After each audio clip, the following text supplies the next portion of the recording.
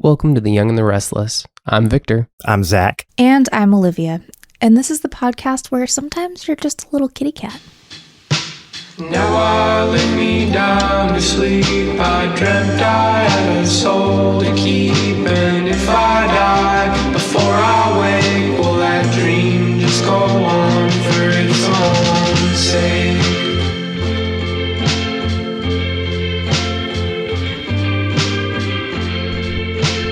Yeah, when I said I have to be up early tomorrow, I don't actually have to be up early tomorrow, but I've been getting up at 6 a.m. every morning to hit the gym before work, which is maybe the most ambitious thing I've ever done.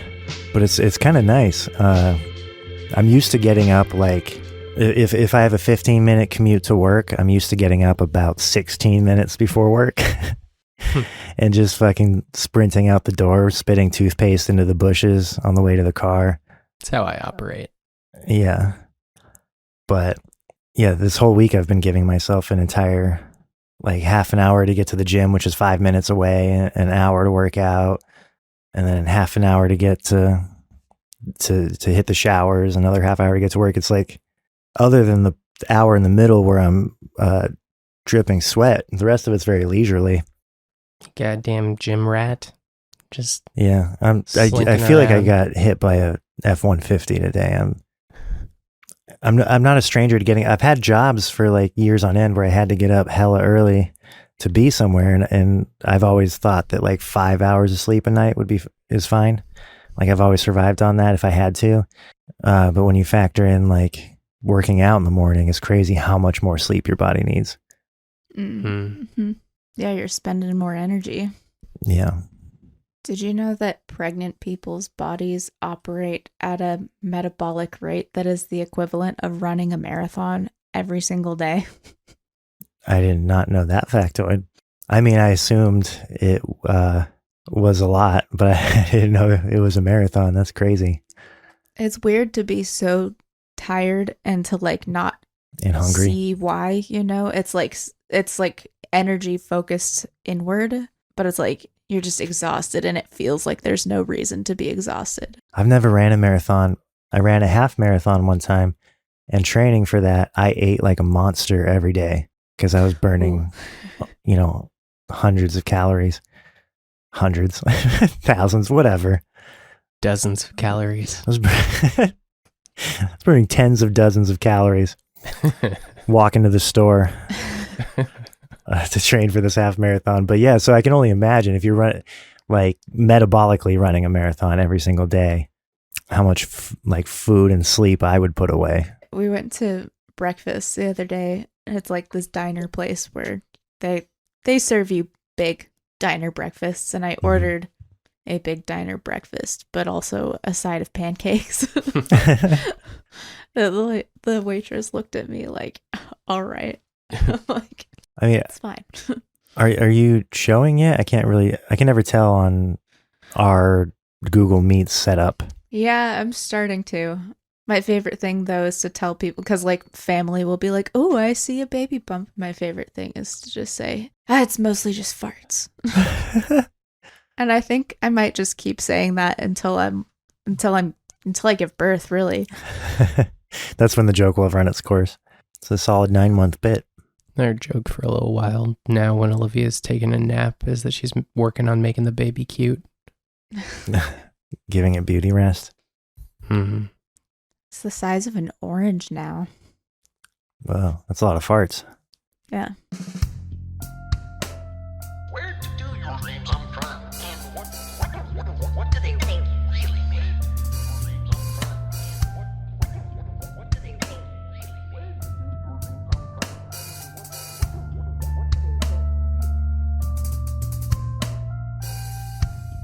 Speaking of pregnancy, you had an update on on last week's episode? Yeah. Are you ready to get into it? Yeah, we can do that.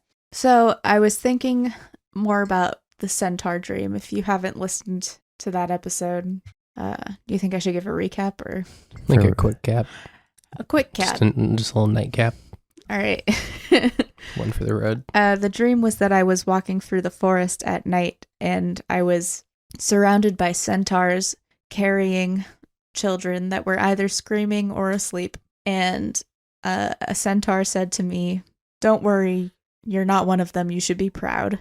And then I walked through a portal from the forest into a library, and there was a dad and a child in the library. And I looked behind me through the portal, and this creepy ass clown, like tall, skinny clown monster, came through the portal into the library and went past me and kind of went after the kid and snuck up on the kid and scared the kid and started kind of poking and prodding at this kid. And then I beat the shit out of the clown, and the clown poofed and disappeared. And the whole time the dad kind of didn't do anything.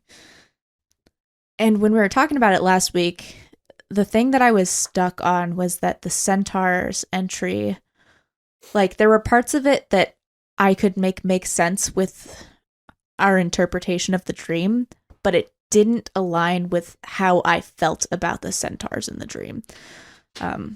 The Dream Bible entry was like all about like selfish people trying to get more for themselves, trying to like get ahead, and in Right, my dream which our inclination, or more specifically, I remember this being Victor's theory, is that it's about like your history and feelings about like the archetype of an incompetent parent, but that didn't fit with your feelings about the centaur. They didn't feel incompetent to you. Victor's interpretation was that the centaurs were representative of a coping mechanism of mine. And I'll get into that more in a minute here. But anyway, basically, the reason why I think I was stuck on this dream last week is that the centaur's entry, while I could make it fit with the content of the dream, I did not feel like it resonated with how I was experiencing the centaurs. I was experiencing them as like very like neutral and calm, and like they were not selfish or trying to get ahead or like use advantages. That did not feel right. And so I was like, I actually was in therapy and like told my therapist this dream, and she was like, "Well, what do you think about centaurs?" And I realized that I do have thoughts about centaurs. I have like my own preconceived notions about centaurs that I think is much more accurate. And it mostly comes from Harry Potter for me.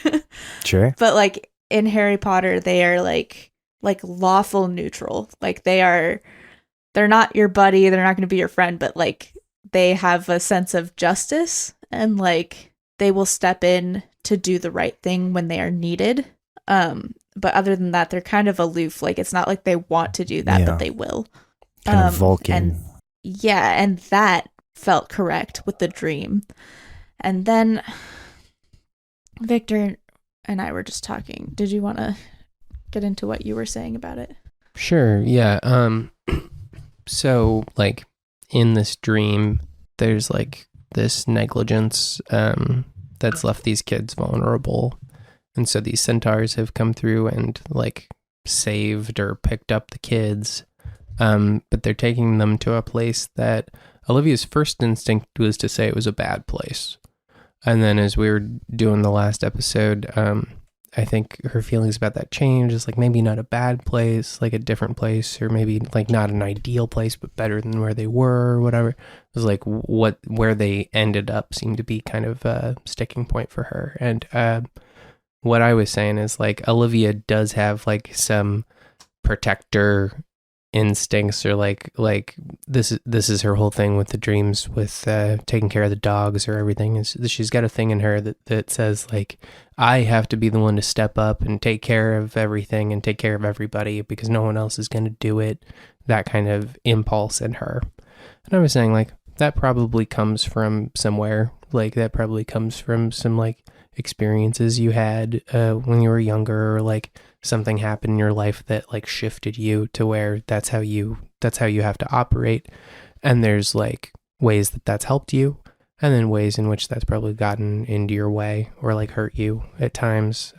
It's a therapy thing. It's like why do I do this? Why do I leap into action to like help a person when something triggers me into thinking that like they need me to protect them or whatever. And so the centaurs would be like the positive, protective, like parts that she likes about herself that do that, right? That step up to help other people. But then the negative place that like her child self is being carried to or whatever is like maybe some of the anxiety or the stress or like the stuff that gets in her way that comes from that same coping mechanism, right? Mm. And another thing is, like, I said this in the last episode, but I felt like the centaurs didn't want to be doing what they were doing. They had to as the result of something that happened. Right. They felt very dutiful. Yeah, and it felt like it was like that the parents were not there or the parents were not doing their job and the centaurs had to step in and take action. Yeah. And that that was better than them not doing anything. Yeah, I remember joking that they had like a CPS kind of vibe. Yeah. Yeah, but that's what we're saying. Like, it's a protective thing. I am the Child Protective Services.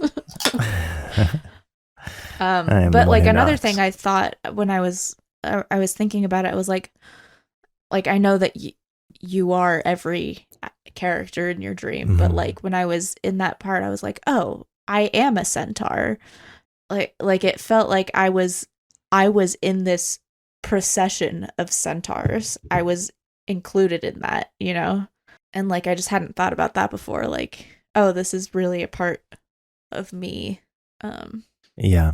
Anyway, that interpretation really that makes it the whole interpretation that we did last week land for me. Yeah. That's something that's a question we should probably ask more often on this podcast. The one that your therapist asked you. Right. Because we know that, obviously, because we've talked about it in relation to the Gestalt method, that everyone in your dreams is you. But like, I don't know. Yeah, we asked like what the centaur means. Well, we asked Dream Bible what the centaur means, like historically, symbolically, whatever. And we asked how you felt about them, but we didn't think to ask how you feel about centaurs consciously, because that does inform why your subconscious would put them there. Yeah, absolutely.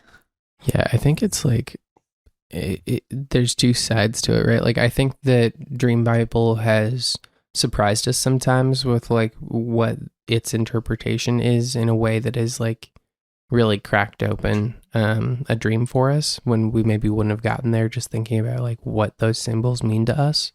But then if like a symbol's really not resonating, not just because like we don't want it to, but like because it's not resonating, then yeah, it makes sense to like think about, well, maybe I have a totally different perception of this thing because of like, I mean, the reason you have a strong and separate sense of centaurs is because you're a Harry Potter fan, right? Yeah. And they were like represented in Harry Potter in a particular way. And so you have a whole separate mythos there that's not like the common mythos. And that's really baked into my childhood. Like I was a huge Harry Potter fan as a child and like huge. But like that is the only thing that has informed what I think about centaurs. And it's like, I don't know why I didn't think about that before, because I totally have ideas about centaurs. Right. But Dream Bible is probably going to be based on the centuries of mythology that came before Harry Potter. Well, I'm surprised it's not more influenced by Harry Potter, honestly. Yeah. I don't know. I don't know how old these surveys are. Is this all from like the 90s? I got no idea. That's a good question. We should look into that. It's also serendipitous, or what's the word? Synchronistic. That this particular topic would come up today because this is going to sound off topic, but one of my favorite bands is called The Wonder Years. And I haven't listened to the last couple albums very much. But just today during my workout, I was listening to the newest one, and there's a hook in one of the choruses that I just pulled up here, and it goes, "I know all the people in my dreams are just me. They're telling me what I know already." Hmm. And I it like just that. that caught my ear while I was listening to it, and I was like, oh shit, that's something we talk about sometimes. And then we talked about it today. I thought it was going to be a lyric about centaurs. Yeah, I was like, we dream of centaurs. We dream of centaurs. That would be a cool band name for like a early 2000s like scene band. But like that really is true. Like, and it's why this podcast is like vulnerable and like uncomfortable sometimes, is that it's often telling you the things that like you know on just enough of a level, like there's levels of knowledge, right? There's things that you have like really come to terms with, but it's like dreams seem to operate on this level that is like the stuff that you haven't quite accepted and like incorporated into your view of yourself, and that stuff is But hard. somehow you and it somehow like you know it deeply subconsciously. yeah, or like somewhat consciously, but you're not quite ready to go there, or I don't know. That's why this podcast can be like, it can be hard to be in the hot seat Yeah. if you're not like ready to go there, or like you might not be able to figure out what your dream means, or you might be uncomfortable with it because that's where it seems to want to take us, you know? Like, what is that though? Like, because that seems to be kind of universal, right? Is like there's this thing that is like pushing you in the direction of growth, right? Of like facing problems you're maybe avoiding, or like doing the thing you're putting off because you're scared, or like confronting the thing that you're scared of confronting, or whatever. Like, where is that coming from? Is there just like, there's like a part of yourself that's always there that's like, that knows exactly what you should be doing and is just not accessible all the time? Or like, what is that? I don't know. I don't know. It makes me want to believe in like the spooky woo-woo side of this stuff more, because I would love some of the dreams I've had. I would love to believe they're just like some deity or something, or an angel talking to me that I can like disagree with because it's a separate entity. But to think it is me talking to myself is a little like, I guess I have to wrestle with this. Yeah. Unless maybe your subconscious is out to get you. Maybe that's the real enemy. I mean, it is, kind of brings you back to like the we are the universe thing. Like, I don't know. I think people like sometimes like to externalize like a higher power to the universe or some deity when it's like, because it's easier to be like, oh, this other thing is telling me the truth, and that's more powerful than me. But it is also, that's also kind of a way of giving up your power, rather than accepting that like you actually have that inside of you. Yeah, that's interesting. Not to get all like weird, but I read a study about or a survey, or fucking whatever it was. I read a thing that suggested that prayer has measurable positive effects even for atheists, like I believe that. like across the board. And it kind of confirmed for me this thing of where like, because I was raised like Christian or whatever, and like you had this idea of God being a man in the clouds, and I didn't really believe that. So praying to me always felt like this weird like puppet show where you're talking to yourself. And somebody, I forget who, kind of framed it for me in this way, where they were like, well, you are talking to yourself. That's kind of the point. Like if we're all one, we're all God. God is one thing. Like it's all connected. Then talking to God is talking to yourself. Yeah. And that's why you pray. And after that, I sort of understood the results of that survey thing. Cause I think it's akin to meditating. It's like having a board meeting with yourself and checking in with like what's going on. Yeah. Didn't expect to go there today, but I feel like that's one of those like cliches that even though everyone's heard it 1,000 times, like it's still really hard to wrap your head around it in a way that is healthy or that is actually real, you know? Like a lot of people when they're really trying to like understand that, come away from it feeling like a greatness or like a superiority in some way, like, oh, I've seen the real truth of the universe and no one else has tapped into truth the way that I know truth or whatever. So Just like enlightened. turns into this ego feeding kind of thing. And yeah, it's like that's one of those things that's like true, but can also really get away from you and carry you off in like crazy directions if you're not like, if you don't have like a good head on your shoulders about it. Bragging about ego death is always funny. Right. I talked to somebody at a party sometime last year who, like, it sounded like they had recently done mushrooms and like come to that conclusion. They told me they did. Yeah. But like, I was like trying to talk to them about it, and they were operating on such a like different level. It's like this inaccessible place. Yeah, they're like, oh yeah, but we're all one. Like, we're literally all one. We're all like, you're not an individual. We are all the same thing. And it's like, I hear you, and like that might be true, but this is not people stuff. This is not Earth stuff that you're talking about, and you're not going to be able to commune with the Earthlings like this. Yeah. It's like that level of it is just a little too, I don't know. Like you're going to alienate people if you operate there. Like, even if you believe that to be true, it can be kind of isolating at the same time, you know? Yeah. Because there's a lot of stuff. There's a lot of stuff that's like true from like an abstract philosophical perspective, but also you just like fully can't carry it on into your life and continue to operate like a person. Like you would just die. You would immediately die. spontaneously combust. Yeah, I mean, the idea that you would be able to definitively know anything about what's beyond the veil is kind of crazy. I mean, the idea that you're able to know anything, like, you know, just epistemologically, even like in the physical world. I don't know. Yeah, I just feel like this stuff needs to be talked about with I statements and a degree of humility and respect for the unknown. Yeah, no, I totally agree with that. I try to always operate. I mean, I do it on the podcast too, of like, we will edge into stuff that feels kind of spooky or like, oh, maybe there's something else out there. And like, I feel strongly that you always have to leave room for doubt, or you can get carried off into some crazy places, you know? Like, you should always be questioning yourself, always questioning like what conclusions you're coming to.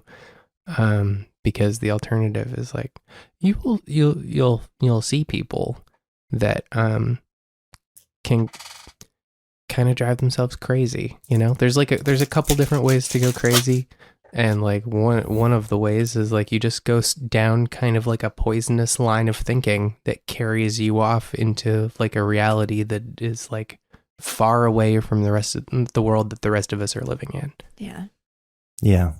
If you approach things with like a certain degree of like hardline conviction, when you're met with like something that does genuinely challenge those convictions, it's embarrassing to like admit defeat at that point. So most people end up doubling down.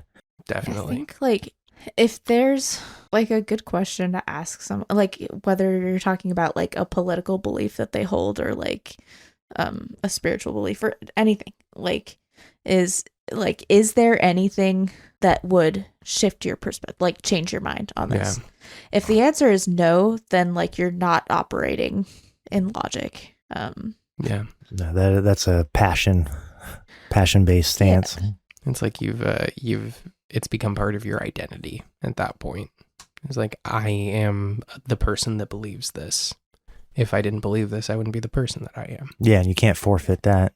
I can't remember where this came from, but something that stuck with me is the way that a lot of people conceptualize God, like their perception of a God that you know is their God, is really just like a super self. It's because like there's no point on which you and God would disagree, right? So God just your understanding of God just becomes somebody that totally agrees with everything you think And so you're carrying around this concept of like, as if everything you think is like enshrined and sacred and is like the will of the universe or whatever. It's just like you're kind of following yourself around as if it is absolute truth. Right. And like right back to ego death, right? Like we're all God. Right. So I do like understand like a degree of what, you know, that archetype of a person is saying, that person at the party who just did mushrooms for the first time and is regaling you in the corner of the room, yelling over the music about how we're all one and we're all God. Like I feel like I can tune into that to a degree at certain times and get it. But yeah, for the sake of humility, I don't pretend to get it fully. But my conception of God, I feel like does, as much as prayer feels like checking in with myself, maybe that's closer to meditation than prayer. The times in my life when I felt the most spiritual had more to do with other people. Like, yeah. Like my conception of God has to do with being like plugged into like a greater network. And when the most spiritual periods of my life have been periods of time when I'm like reconnecting with old friends, making new friends, like just generally having community. Yeah. I agree with that completely. Yeah. So I've done drugs before. And Victor. I'm sorry to confess this under these circumstances, but like I had an experience where I went like way too far, and I was definitely like ripping my clothes off and screaming. Like it was too much. Wait, it was it was mushrooms. Oh, okay. And it was just me, Olivia, and Casper, our dog. And they were both very worried about me. I had just a whole experience. Both the dogs. But Olivia was fine. And there was like I like fully ego death, and then had like the most embarrassing possible like, oh, like everything's God and I'm God kind of experience, right? Like I had the like stereotypical experience. But I remember being like really struck at like I ended up in a place where like I really did believe that I was kind of the only thing that existed, right? That everything else was just kind of like a manifestation. Solipsism. There was one thing, right? And I remember like being hit with just like a crushing like loneliness and like pointlessness of that, you know? That tracks. It was very much like the experience I had was very much like I was like living out my like Western bastardization of Buddhism that I got from Alan Watts over the last like 10 years or whatever. I was like experiencing this like Alan Wattsy kind of description of this idea, right? But like it felt all very true to me, you know? I don't know. And like I still carry parts of that with me. But also it's like fully incompatible with being a human being, you know? And I remember like how I felt before I came back into reality was just like this like longing to be with people, you know? What I wanted was to be a person with other people and to be in the life that I already had and to be the person that I already was. I didn't want to be like the thing that was like away, like disconnected from all that stuff. I wanted to be in my own life, you know? Yeah, that's a big source of the anxiety that I feel when I get too high on marijuana. It's because it feels good, like being high feels good, but like it gives me maybe up until now inexplicable anxiety, and kind of now I'm just realizing it might probably have to do with this feeling of isolation. Like I kind of, when I get too high, I feel a little bit like a spaceman in a satellite or something, and I'm looking down at Earth, and I just have to wait till the mission's over. You know, being high is a little bit like being on a roller coaster where it's not, you can't stop it. You just have to wait for it to be over. No, it's true. And you get really sucked into your own thoughts, and like within your own thoughts, you are isolated from others. Yeah. I've only done Yeah. mushrooms once, but I had like a perfect experience, and so now I'm afraid to do it again because I don't want to ruin. Like, I feel like with my anxiety, psychedelics could potentially be very bad for me. I think most people should do mushrooms once a year. Once a year, yeah. Well, yeah, I probably do. I say most people, not everyone. Not everybody. Yeah. I did- But I do think it's broadly beneficial for people. Yeah, that one time I had a great time, and I was so scared to do it, and then after that, I was like, well, I did it, and it was great, so I don't have to do it again. I saw the Shins at Red Rocks. Oh, Mm. that sounds nice. Yeah, it does sound like a good time. Yeah, The and original guitar player for the Shins served us empanadas Yeah. the other day. that's funny because the guitar player, I don't know if she was the original or not. This must have been like 2012. She fucked up the first song. Like she played the intro to the first song and did it in the wrong key at Red Rocks. Oh, fuck. And they had to start the song over. And when they did, everyone cheered like supportively. Mm. And in my mushroom brain, I was freaking out because I was like, the world is so full of forgiveness and beauty. And then I went to the bathroom and the walls did Oh, sure. a jiggly thing, and I laughed. And You went to the wobbly room. I went to the wobbly room and I peed all over my shoes and laughed about it, and and it was a great day. Yeah, once a year. Once a year, you should do that. I don't know. I do understand the anxiety concern, but I also feel like that kind of experience never takes you to the place that you think or are worried you're gonna go. You Yeah. always end up somewhere different. Like you think, oh, I'm gonna stress out about how me and my dad are fighting about this, and instead you end up stressing out about how like your pet turtle doesn't love you the same way that it used to, or whatever. You know, just you end up in a totally different place. The thing that's really gonna trigger you is not what you think it is. Yeah. Yeah, luckily that day I got sucked into the forgiving, beautiful nature of the universe. But, you know, I feel like place and time and people have a lot to do with it. I mean, Totally. Yeah. Red Rocks with a bunch of Shins fans. I mean, it was a pretty beautiful place to be totally off your rocker. Yeah. Yeah. I'm not going to fully get into this story, but the first time I did mushrooms, I rode in an ambulance. Okay. It wasn't her ambulance. It was for someone else. Yeah. But Okay.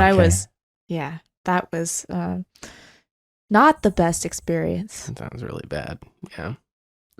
I'm not going to get into the story, but here's a extremely compelling first sentence. Yeah. Gonna have to Oh. sign up for the Patreon we don't have if you want to Oh, hear the shit. full story. Well, maybe someday Well, you can all pay to hear the rest of that story. Is that when you met Fred Armisen? no. It was his ambulance. He wasn't injured. He was driving it. Oh. He's been collecting vintage ambulances for decades now. No, I was at a music festival peaking on LSD, and I saw Fred Armisen walking down the path over yonder, and I swear to God, I turned off drugs for like 2 minutes. I was like, I have to go say hi to Fred Turned off Armisen. drugs. I just flipped a switch. Because I was like sitting in the circle staring at a blade of grass for like 10 minutes and like could not talk. And I saw him. If I had that Right superpower, before I would do drugs every day. I know. I've heard of people doing that in life or death situations Yeah. and to meet Fred Armisen. Yeah. Are you Those sure are it the was two situations in which I've heard people able to do that? Was it Fred Armisen or was it a man of vague ethnicity? It was Fred Armisen. And She has the picture to prove it. Oh, okay. I fully went up to him, had a normal conversation. We took a selfie. I told him I love him and sent him on his merry way. And then I went and sat back down in the circle and tripped balls We for would need another his 4 hours. We need his confirmation that was a normal conversation, though. Yeah. I'm not that's willing true. to take your word on it that was a normal conversation. Yeah, was it normal, or like did he do any bits? It was so And he- normal. I remember it exactly. I just was like, hi, like, I really love you, and can we take a picture? And he was like, you're so sweet. Yes. And that was it. It was very I can normal. picture him. Very normal fan I can picture him. interaction. Oh, you're so sweet. Yeah. I can't do a Fred Yeah, Armisen impression, exactly. but that's the cadence I hear. Yeah, he was really nice. I thought it would look And- fucking real. I think you should leave for the listener. Man, don't get me going on TV Corner. Yeah. I was just citing my sources for the listener. I saw an article the other day that was like, I think you should leave has destroyed my boyfriend's brain. It's just like this woman complaining about how whenever a new season of that show drops, just like for like a month, her boyfriend is just saying quotes from that show, pretty much fully communicating in bits from I think you should leave. That's how I feel after a new season of that show comes out. It's so cool. Yeah, I was gonna say it's like we've got like a gender swap of that, but you're not quite that annoying. No. My favorite one from this new season is it really bothered me. I need to rewatch it. It's like, it goes so fast, and I Yeah, it's haven't retained enough of it to quote the new season yet. So there's we'll get on that, and then I'll be more You remember annoyed. No problem. the sketch about the doggy door with Yes, the pig with and the pig. Nixon mask? Okay, I died. There's a part absolutely in that died. where he's talking about how he hasn't been sleeping well since a swing dancer spun his wife upside down 8 times at a wedding, and he goes, it really bothered me.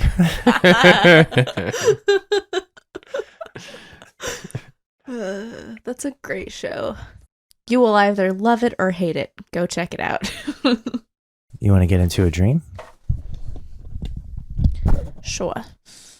Do you mind if I go pee first? Yes. Can you take us with you? Take the laptop with me? Yeah. Can we watch? You can watch my face. All right. No peeing though. Well, then never mind. All right. That's you have to sign up for the Patreon for that. Where do your dreams come from? And what do they really mean? What do they really mean?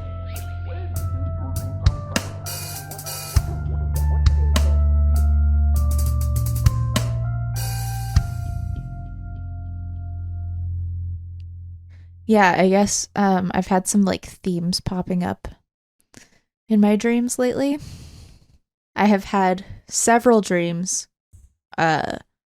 where Victor and I are having sex and my family's just like busting in. Oh, Um, yikes. Yeah, so that's happened like 3 or 4 times. It's like a different family member every time. They're just like, they keep walking in and it's like, can you not? Are they like casual about it? Like they're They're not like, thinking- oh my God, I'm so sorry, and then close the door. They're like, hey, can I use your bathroom? Or Yes, whatever. exactly. It's like, that seems pretty self-explanatory to me, honestly. Right. Yeah, that seems to have to do with the whole holding the baby thing we talked about. Yeah. Yeah, and just like, and I've also like, in reflecting on that, like holding the baby is like one thing, but it's not really about the baby. Like, and it's not really about holding the baby. That's just like one thing that I'm like pinning this on, but like really it's that I want space for me. Like I Sure. don't feel comfortable with people. It's about the whole period of time when you're giving birth. Yeah, You just like want that some is space.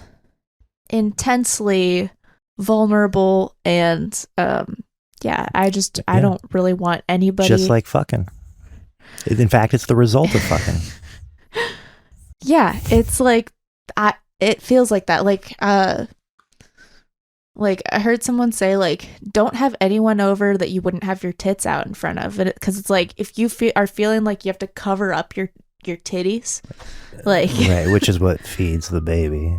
yeah, because you're gonna like literally for like a while you're gonna be on bed rest with your tits out, and so like just don't have anyone over that you feel like you wouldn't want them to see you in that state. Like you shouldn't have to be like accommodating other people. Yeah. And anyway, You should also be allowed to breastfeed out in the wild if you want, but totally. you shouldn't, and you should also be allowed to do it completely privately. Right.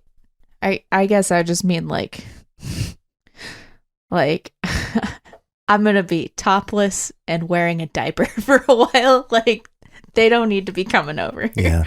But my like mini interpretation of that recurring dream is like a big part of that time is going to be like Victor and I like kind of in that like newborn bliss, right? Like you get like there's hard things about postpartum, but also like he gets to not work for a little while. He's going to go on leave and we're going to have like this precious once in a lifetime uninterrupted time with our child that is like so precious and like we should savor it, and it feels like the most special thing that we're going to have together, that we're going to enjoy together, which we know like sex in a dream is about something you're enjoying or you find pleasurable, And probably and private. having family come in and interrupt that feels like an interruption of something enjoyable, right? To me, that is how I feel. I know not everybody feels that way, and that's like, I just think that well, everyone knows what I think. It's just whatever you want for that time in your life is the most important thing. And for me, I think I'm going to want some space. And so that has been very present on my mind.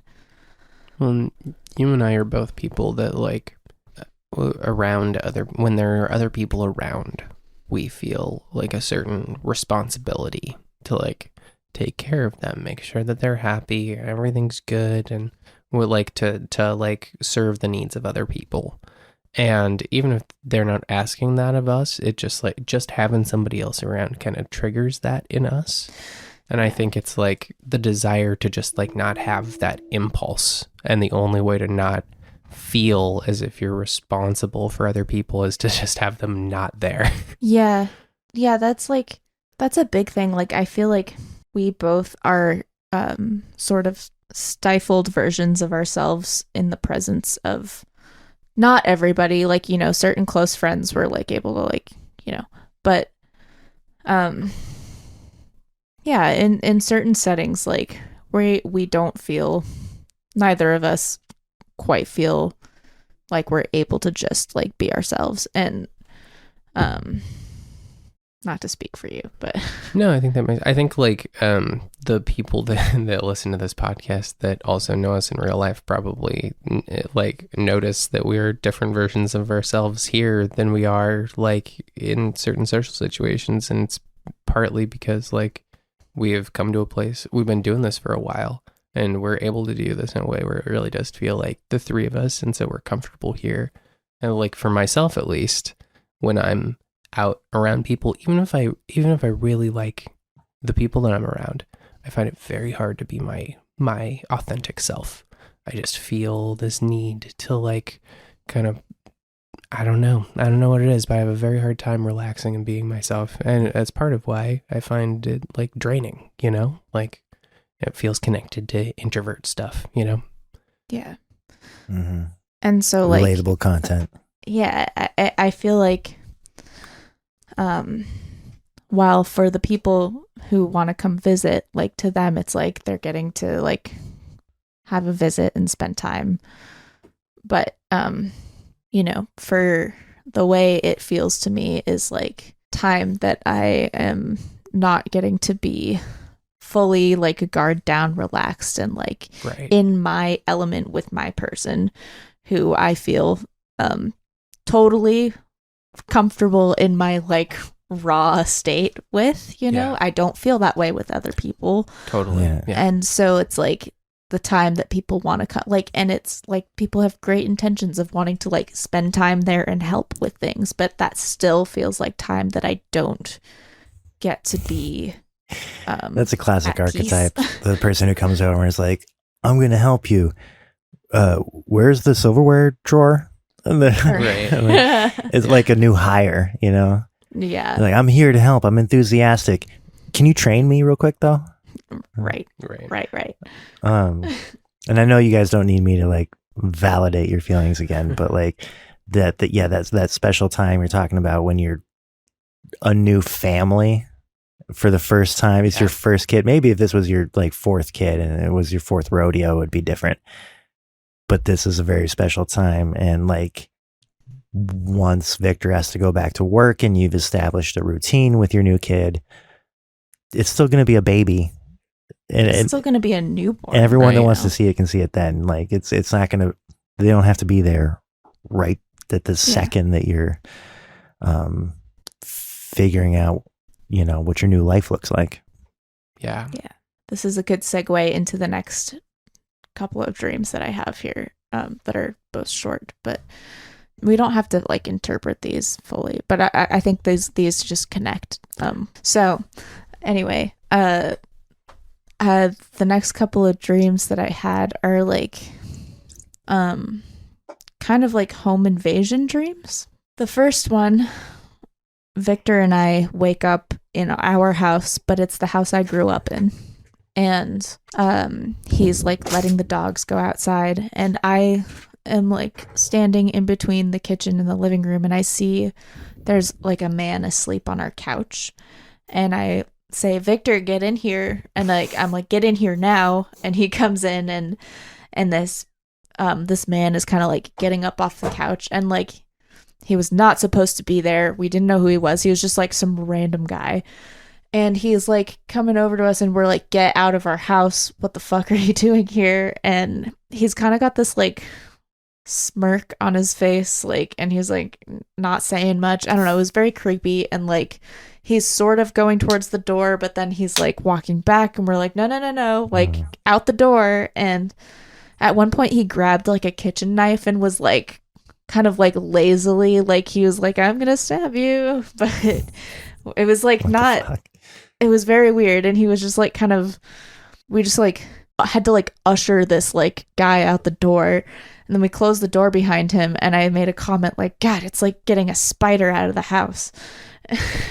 And I realized the dogs were still outside, and like this person felt like unsafe, and he was kind of just like milling around right outside. And I like stuck my head out, and I was like, you get the fuck off of our property. And he like kind of walked towards the driveway, but then like kind of didn't. I don't know. You know, he just wouldn't leave. He like was like dilly-dallying. Yeah, I've had to kick a drunk guy out of a bar before. Yeah, like that.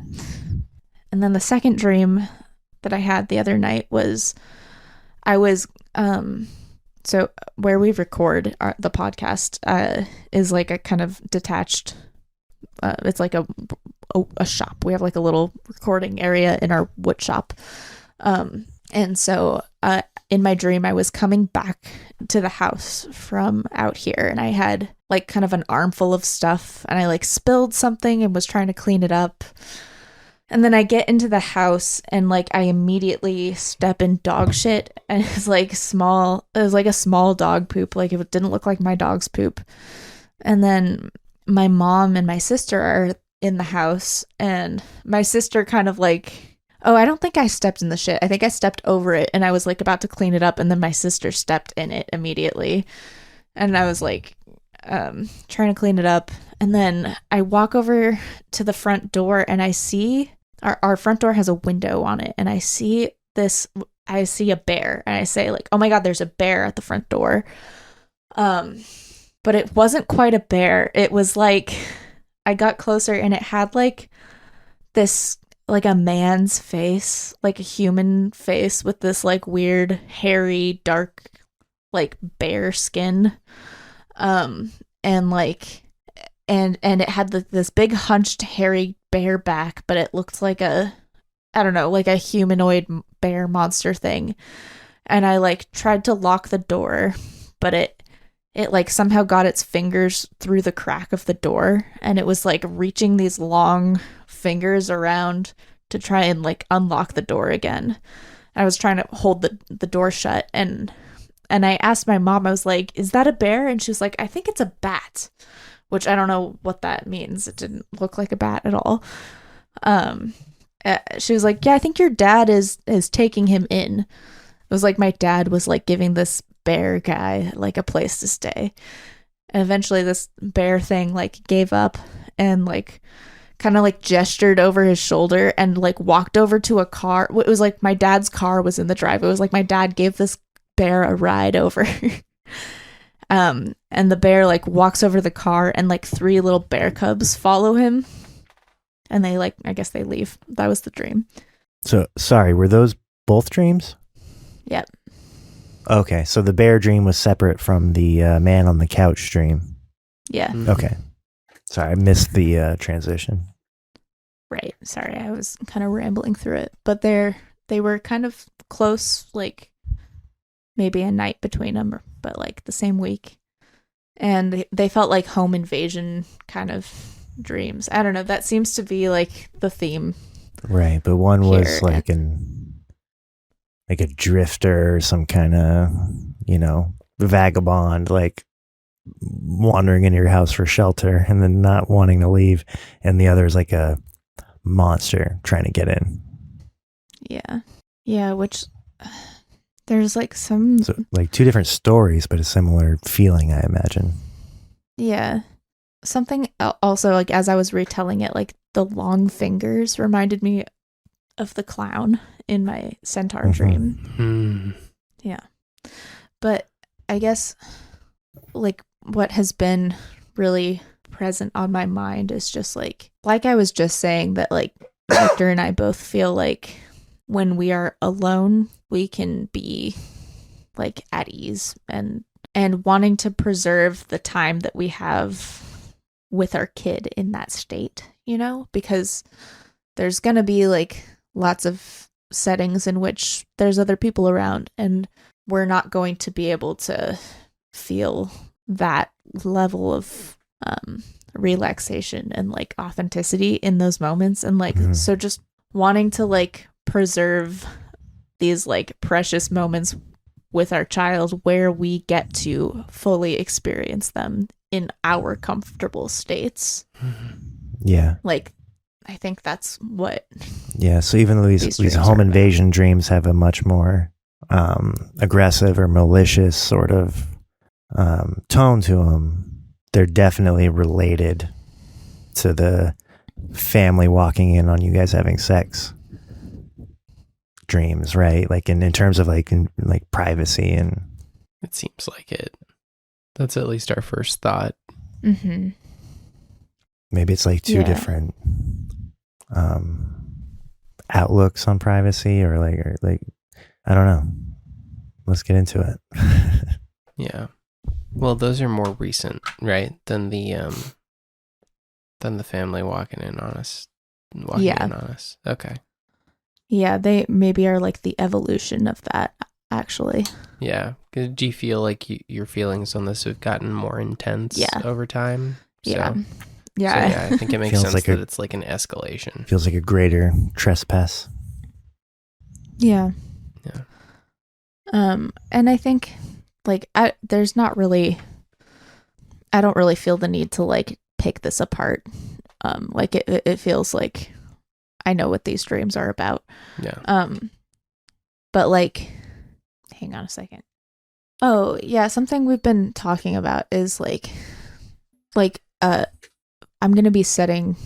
I'm gonna have some boundaries. It's just like right now, it's all like a thing in the future, like because we haven't set it yet, and so I think all of this like energy is like pent up because I have these strong feelings about it, and it feels like I'm pinning the boundaries on like, well, that can happen when the baby gets here.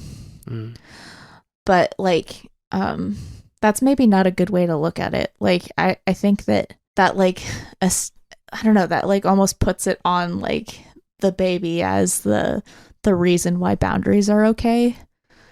Whereas it's like, I feel like we should be working on setting these boundaries and other boundaries ahead of time, so that it's not like, well, once the baby's here, there's boundaries, Sure. Yeah. Yeah, that's a really good way to think about it. Yeah. Because there might be ways in which we could, be a little firmer about our own boundaries now, right? That have to do with us, like just kind of something I think about sometimes as someone that like, if there's a conflict, I tend to blame myself. If there's an issue, it's like, oh, I fucked it. Like I'm the way I tend to operate is that I will turn a lot of negative stuff inward instead of outward. And so like something that is helpful for me sometimes is to remind myself, like, if a stranger was experiencing this, would that be okay? Like, what would I tell a stranger to do if they were having this experience, where like maybe I feel my boundaries are being crossed or whatever. It's like, for some reason, it's like easier for me to give like a hypothetical person I don't know, like, agency and self-respect and autonomy in a way that I wouldn't always give it to myself, because I'm just, something in me is like, oh, if someone's unhappy, that's your fault, Victor, And so that's the thing I'm like, working on. And that's like kind of what I mean too, where it's like, I feel like now that there's a baby involved, that's a good enough reason to have boundaries for the baby. Right, but not for you. That is not setting a good example for my child. And that is putting some weird shit onto this kid. That is putting my shit onto this kid. Like, this is the opposite of what we want to do. That's not what I want to do. That is like that is like using a child to have boundaries for myself, and I don't want to do that. Yeah, it's like before the kid even exists, it's already like factored into some like social like gamesmanship. Yeah, I'm not trying to do that. This is going to feel like a complete tangent, but I swear it's related to what you guys are saying about not thinking about yourself maybe as much as you should. I had a revelation one day back when I was drinking a lot. I remember I woke up really hungover one day right before work, and I had to go into work super early, and I was just miserable. I felt like total dog shit, and I muttered under my breath what I meant to say to no one, just to myself. What I meant to say was, I wouldn't wish this upon my worst enemy. But what I accidentally said, because I was probably still kind of drunk, was I said, I wouldn't do this to my friends. Like I kind of got it twisted. I kind of got the idiom mixed up. But then that was kind of profound, because I was like, Yeah. I was like, that's true. I wouldn't do this to my friends. Like if I... Yeah. So why am I doing this to me? Yeah. I wouldn't do this to my friends. If I had the ability to drink all I wanted and then push the hangover, or if every time I got drunk, the hangover went to not even a buddy, a stranger, I would just never drink again, because that's how much I respect other people more than myself. Right. Like, and that's a crazy way to be. Hey, is it cool with you if I get trashed tonight and I feel like garbage all day tomorrow? Do you think that's the right choice for me? No. Yeah. Like, hey, it's my birthday. Would you mind handling my hangover for me? Like, no, I would never do that. So why would I do it to myself? And that was sort of a game changer. I'm still working on respecting myself as much as I do other people. Same. Right. But what is that? And where does that come from? That's like that's a therapy thing. I mean, we've read a book all about what this is about. That's true. Yeah, we've read a really interesting. What's that book For anyone called? who finds this relatable, you should read the book. It's called Adult Children of Emotionally Immature Parents. I think you've referenced that before. Yeah. It's very good. It's very, very good. I thought I had a personality. Like I thought I existed as like an individual person, and like I thought like I was a person, but I'm not. I'm a series of symptoms of childhood trauma that are listed in a book. You can pretty much boil me down in like a paragraph or two, and that's what I've learned from this book. So what's that? Say the name again. It's called Adult Children of Emotionally Immature Parents. I'm what you'd call an internalizer. See, I don't know. And I don't think I had emotionally immature parents. I think I had great parents, but I feel like I would still get something out of this book just based on the archetypes that you're describing. Yeah, Yeah, I you mean, might. the book is definitely focused on like, here's how dynamics with like parents that have their own baggage can like result in certain like psychic malformations in you or whatever. But I do think there's a lot of ways, like a lot of experiences you can go through that can land you in the same place of like falling into.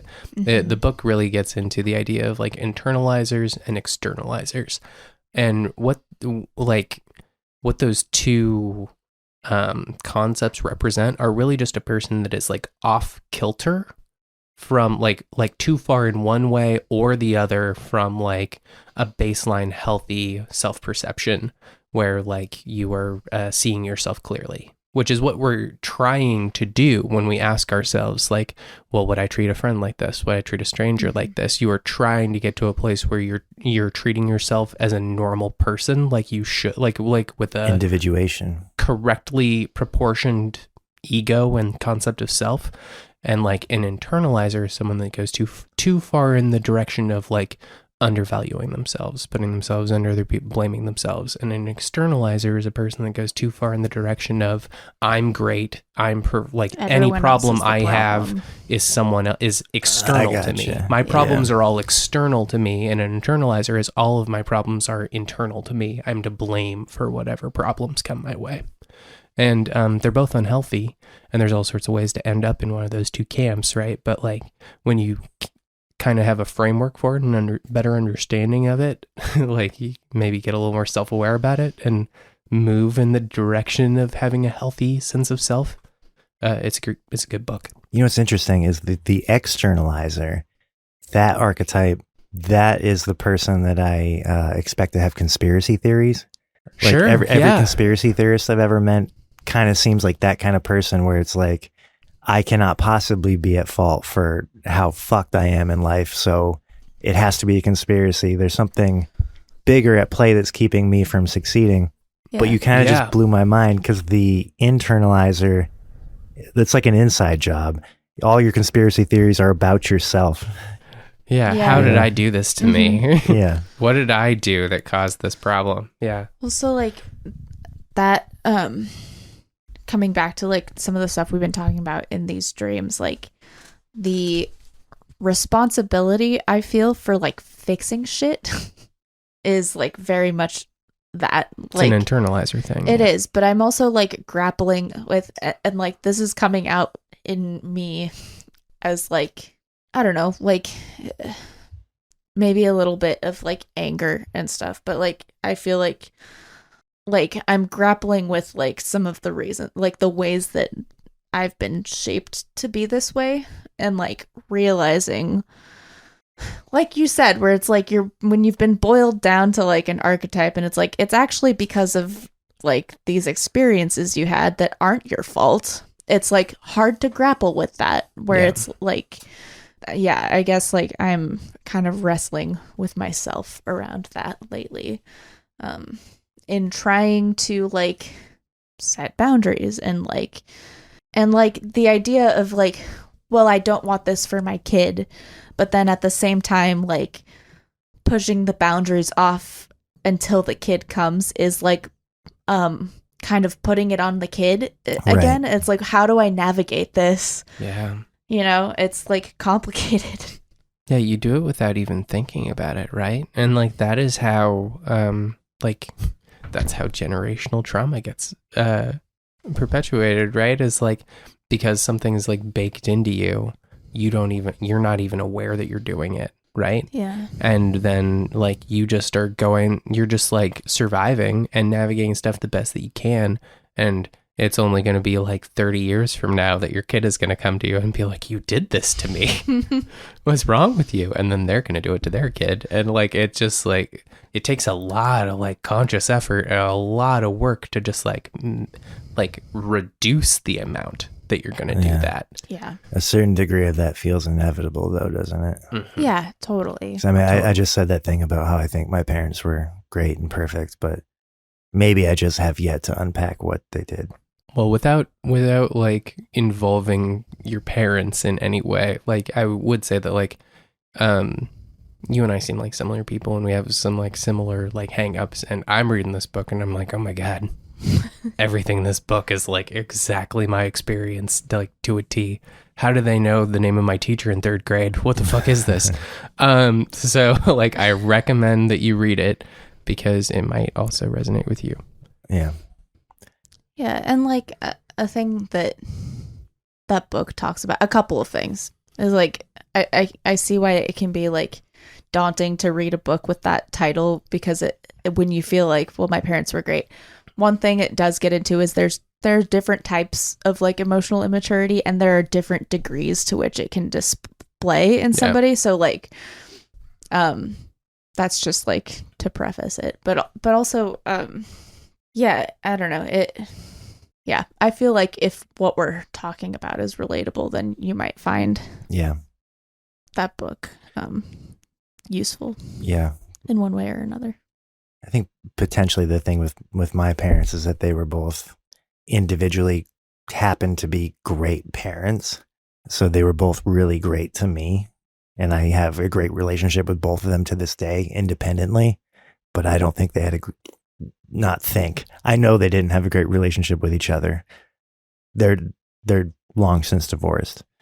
So as good as they were to me, there was probably something about their relationship that was emotionally immature that I grew up witnessing. And that's something that I haven't unpacked yet. So there's a whole lot in there about like parents who are not on the same page with each other, how that like affects their dynamics with their kids. This is all unconscious too. Like a big thing it talks about is like this is not about blaming people, you know, like all of this is about people's development. Like people develop based on the way that their parents raised them. Your parents are influenced by the way their parents raised them. You're influenced by the way your parents raise you, etc. And like it's like out of people's control to a certain extent.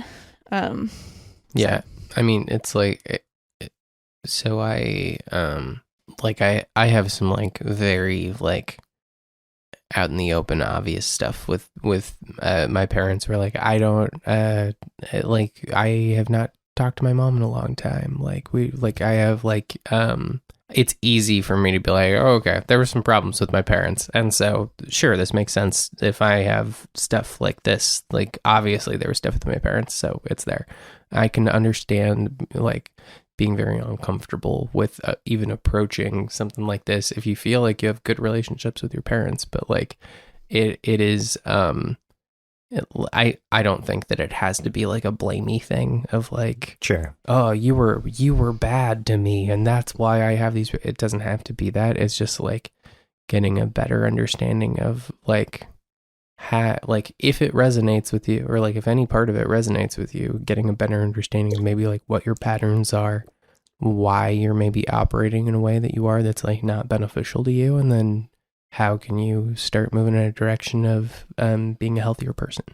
Yeah. If you read it, it's like they have what, like 6 or 8 different like archetypes of like ways in which like stuff can manifest that can cause this sort of developmental stuff in you. It's like it can be everything from like someone that just isn't as present as they should be, you know, like some that like they're more in their own world and so they're not like as tuned into you as like maybe would be ideal or healthy.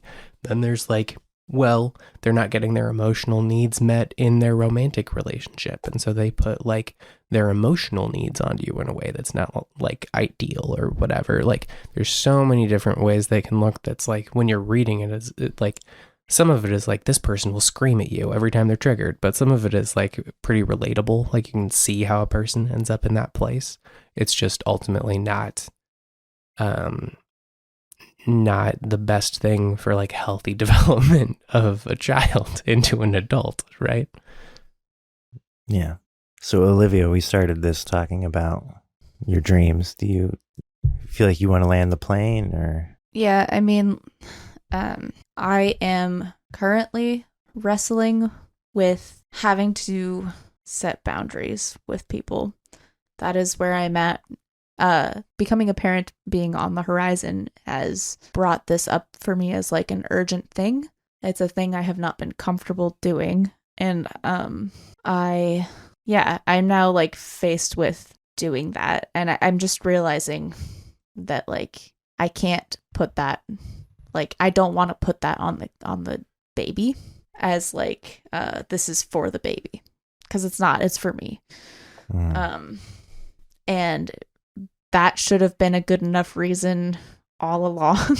And like maybe it took like having a baby to realize that like I am worthy of boundaries or whatever. But like this is just a realization that I'm having, and it's like I now have to set it into practice, which is like a whole other thing. And so it's just like on my mind, and like kind of causing me some stress, because it does feel like time's a ticking, and like I'm having to wrestle with incorporating something into the way I operate that is historically uncomfortable for me, because I don't want to make other people uncomfortable. Yeah. Well, this baby is super lucky to have such a thoughtful, constantly growing pair of parents. It's going to backfire hard. This kid's If gonna we've have learned all sorts of anything, problems. somehow it's going to get fucked up in an impossible to predict third way. Right. Yep. Kid's going to be showing up with a book like growing up as a cyber child of emotionally immature cyborgs or whatever. And it's like, leave me alone. I'm in cryo sleep. And, I've always said that if Victor and I are ever going to be like out of touch bigots, it's going to be like no child of mine is going to date a robot. yeah. I'm not okay with that. Mm-hmm. They're not real people. Oh, yeah. No. You'll be like kicking his girlfriend, and he'll be like, it's just Dad, a stop. She's not real. Just ones and zeros. The Singularity's Guide to Dealing with Anti-Transhumanist Parents. That'll be the book that your kid's buying from whatever replaces Amazon. Yeah, we joke now, but that is going to get us canceled in like 30 years. Yeah. Let's apologize in advance. We're going to have We're sorry, we we didn't mean it. we've actually really grown and changed a lot since 5 seconds ago when we were making I'd like a to joke preemptively about it. apologize for everything I've said about furries, because I know they're going to be a protected group of people in the future. I'm going to do a 10-minute song about how I'm actually the victim. This is very topical. Wait, what? What are you referencing? I don't know. Talking about the ukulele apology video? Yeah. Yes. I don't know what the fuck. Yes, we are. Oh my god, you should watch it. Did you? Okay. No, you I don't know. I don't know even who need to that know. was or what she's apologizing for. I just have Don't seen. You don't even even need need to to. know. Just you watch don't it. even need to know. If you, the video itself is a crime. Just She belongs artistically. in prison. Yes. She belongs in and, art like, prison. From a PR Absolutely. standpoint, also, yeah. Yeah. Be institutionalized for like a criminal failure to read the room. That should be a charge. That's hilarious. Oh fuck, I'd be gone. Thank you for listening to The Young and the Restless. You can follow us on social media at The Young and the Restless Pod and submit your dreams for interpretation to thejungandtherestlesspod at gmail. And as we always say, No one likes ham for Easter. Get you a tiger lily on the moon, and maybe someday we could go there together. For now the clock is screaming, welcome home. Dream forever, dream forever. Dream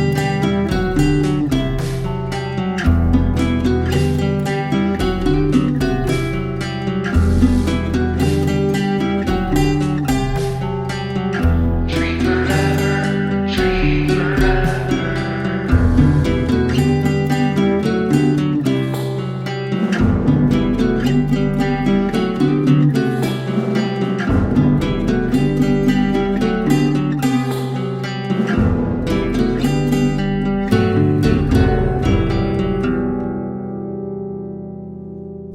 Dream team out.